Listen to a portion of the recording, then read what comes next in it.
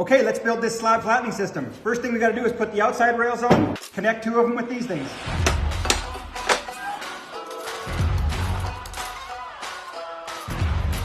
And that gets the two outside rails on, and now we can move on to the sled assembly.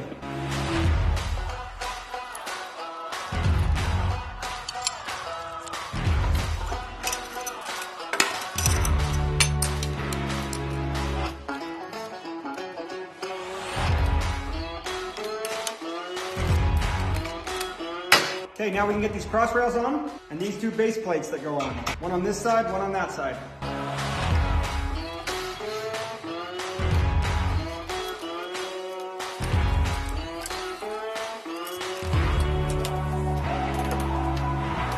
Okay, now we can flip this over and set it on the tracks.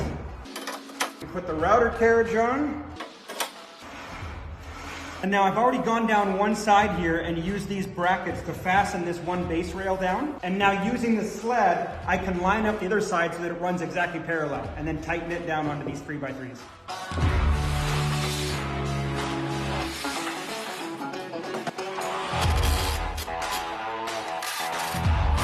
Okay, now we got these four knobs. Two of them go on this base rail to put limits on how far the sled can travel, and two of them go up top here where the router goes, and it will set limits on how far the router can travel. So we'll just slide it right in here and tighten it down. That'll stop it from traveling too far or falling off the end.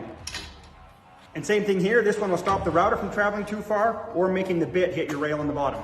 And then we've got these two here, and they go here and here and allow you to lock down movement in both directions. So once you set your router in the spot that you want it to travel, you can lock it down, make one pass, then make another adjustment, make another pass, and the router won't move on you while you're cutting. Okay, and now to mount the router in. We're gonna take this piece of plexiglass that comes with the system. You'll put it right over top of all the screw holes. And you'll take your router and center it over this hole right here that isn't all the way cut out yet.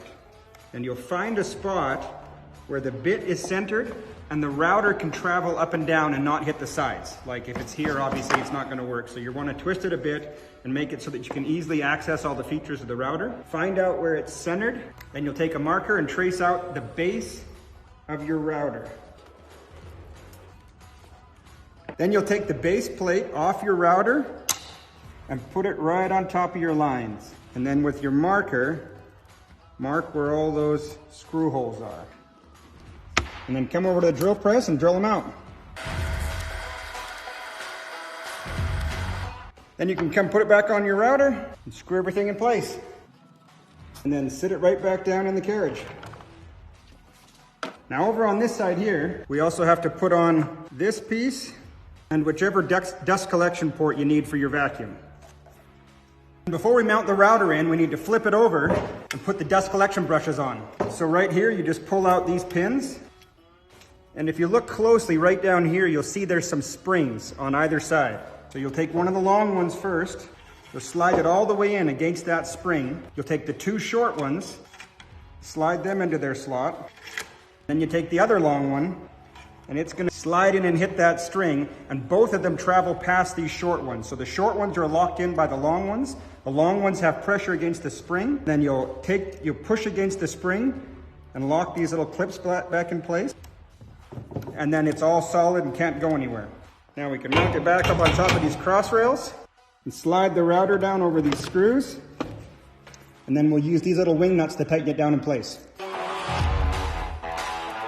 Okay, and now we mount the push stick. This little swivel elbow attaches on right down here, and then the push stick attaches to the top of the elbow.